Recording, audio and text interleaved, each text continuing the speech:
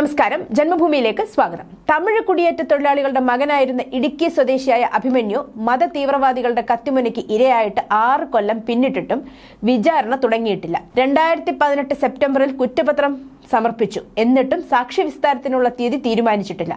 പിണറായി സർക്കാർ പ്രതികളായ SDPIക്കാരെ എന്തിനാണ് സംരക്ഷിക്കുന്നതെന്ന ആക്ഷേപം മുൻപും ഉയർന്നിട്ടുണ്ട്. രക്തസാക്ഷികളുടെ പേരിൽ ഊറ്റം കൊള്ളുന്ന CPM-ഉം SFI-യും വിഷയത്തിൽ മൗനം പാലിക്കുകയാണ്. രക്തസാക്ഷികളുടെ കണക്ക് പറയുമ്പോൾ പാർട്ടിക്ക് വലിയ ആവേശമാണ്. എന്നാൽ അഭിമന്യുവിന്റെ കേസിൽ CPM-ന് തെല്ലും ആത്മാർത്ഥതയില്ലെന്ന് മാത്രമല്ല, കടുത്ത അനാസ്ഥയാണ് കാണിച്ചിരിക്കുന്നത്. കേസിലെ നിർണായക 25 സാക്ഷികൾ എറണാകുളം മഹാരാജാസ് കോളേജിലെ വിദ്യാർത്ഥികളായിരുന്നു. പലരും അയൽ ജില്ലകളിൽ നിന്നുള്ളവരാണ്. പഠനം കഴിഞ്ഞ് എല്ലാവരും പലയിടത്തു പോയി. ചിലർ വിദേശത്താണ്, മറ്റു ചിലർ ഉപരിപഠനത്തിനും ജോലിക്കുമായി മറ്റു പലയിടങ്ങളിലും താമസിക്കുന്നു. ഇവരെ കണ്ടെത്തി സമൻസ് അയക്കുക പോലും പ്രയാസമാണ്. രാഷ്ട്രീയ ശത്രുക്കളോട് പോലും CPM ഇത്രയും നിരുത്തരവാദപരമായി പെരുമാറിയിട്ടില്ല. ന്യൂനപക്ഷ വോട്ട് ലക്ഷ്യമിട്ടും SDPIക്കാരെ രക്ഷിക്കാനുമാണ് ഇത്തരത്തിലൊരു തറവേല നടത്തുന്നതെന്നുള്ളത് SFIക്കുള്ളിൽ തന്നെ ആക്ഷേപമുണ്ട്. കുറ്റപത്രം അടക്കമുള്ള 11 രേഖകൾ കോടതിയിൽ നിന്ന് കാണാതായതിനെതിരെ അഭിമന്യുവിന്റെ കുടുംബം രംഗത്തെത്തിയിരുന്നു. വിശദമായ അന്വേഷണം നടത്തണമെന്നും പിന്നിൽ പ്രവർത്തിച്ചവരെ വെളിച്ചത്ത് കൊണ്ടുവരണമെന്നും അഭിമന്യുവിന്റെ സഹോദരൻ പ്രജിത്ത് ആവശ്യപ്പെട്ടിരുന്നു. ഏറെ വിശ്വാസവും പ്രതീക്ഷയുമുള്ള കോടതിയിൽ നിന്ന് രേഖകൾ കാണാതായത് നിസ്സാരമായി കാണുവാൻ കഴിയില്ല.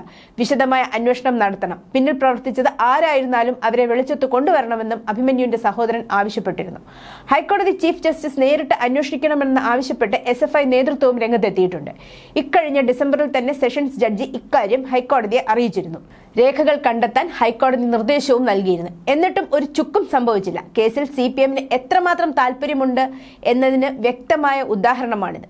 കൊലയാളി സംഘത്തിലെ മുഹമ്മദ് എന്ന ക്യാമ്പസ് ഫ്രണ്ട് പ്രവർത്തകൻ കൃത്യമായ ആസൂത്രണത്തോടെയാണ് കൊലപാതകം നടത്തിയെന്ന് പോലീസ് കണ്ടെത്തിയിരുന്നു.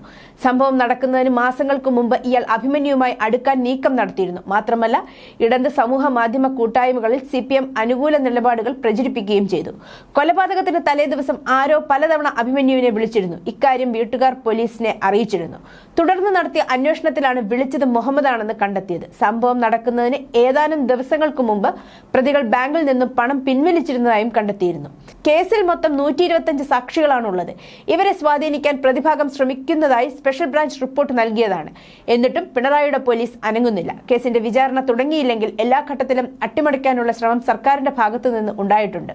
CPM-ന്റെ അറിവോടെയല്ലാതെ ഇത് സംഭവിക്കില്ലെന്ന് ഉറപ്പാണ്. News desk, Janmabhumi.